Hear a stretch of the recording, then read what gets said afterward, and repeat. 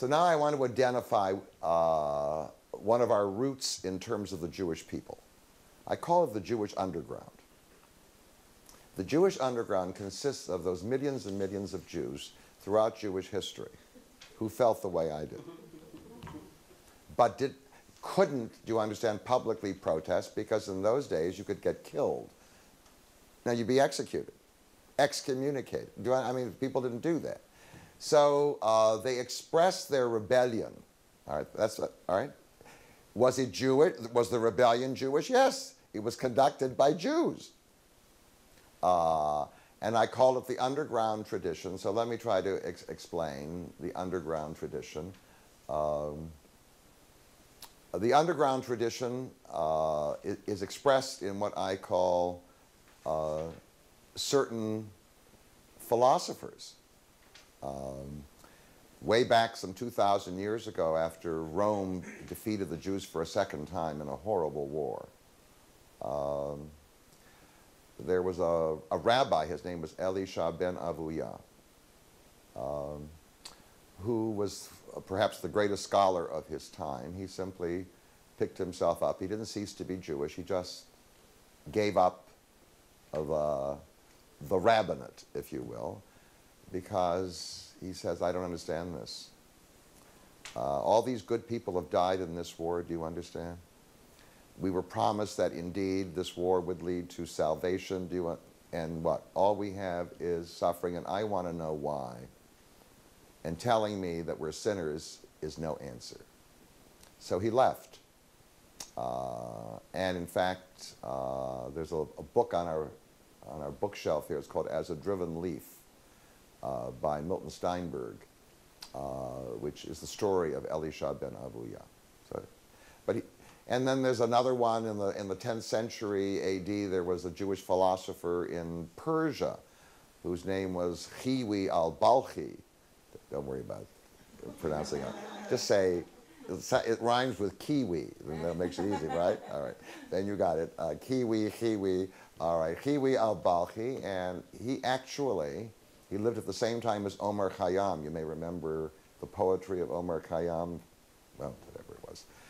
We got it in English literature in high school, but he was a Persian poet who was a secular Muslim.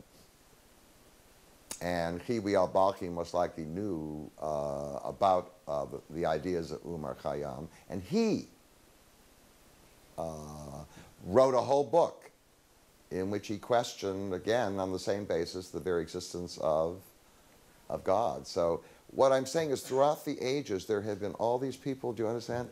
They're the Jewish underground. Did they get published? Because the establishment, what?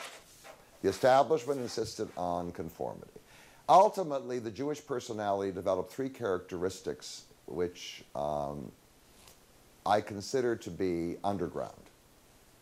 And in fact, when I went to high school, most of the Jews I knew, even if they belonged to traditional synagogues, had these characteristics. They come from having lived with absurdity. Most of the Jews I knew in high school were the ones who were skeptical.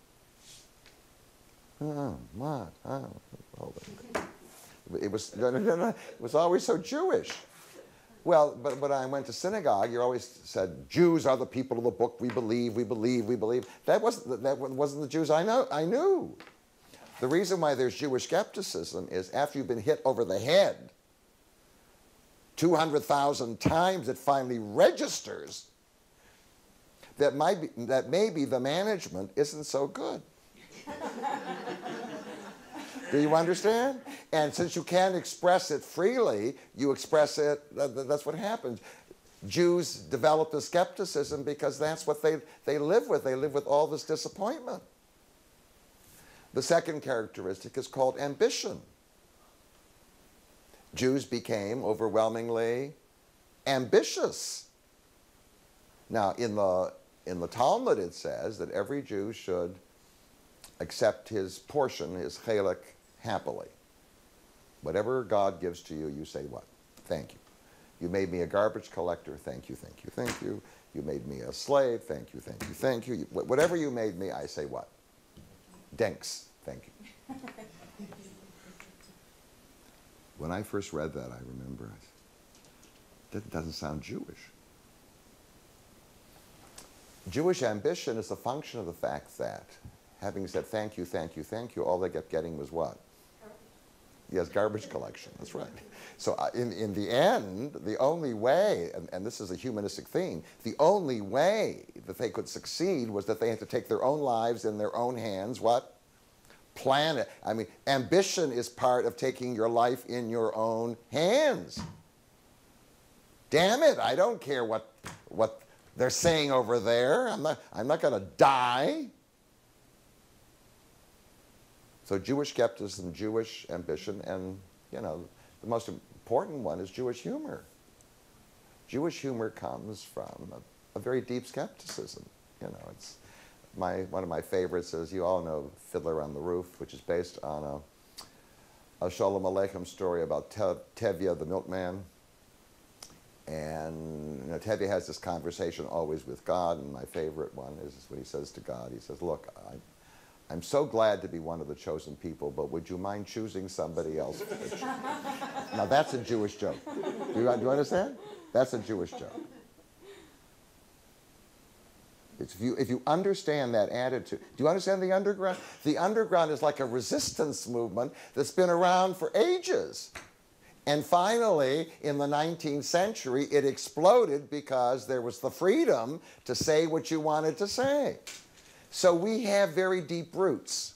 I always say we have roots in what I call the underground tradition of the Jewish people. And that underground tradition is of equal importance to what the establishment itself organized. All right. Well,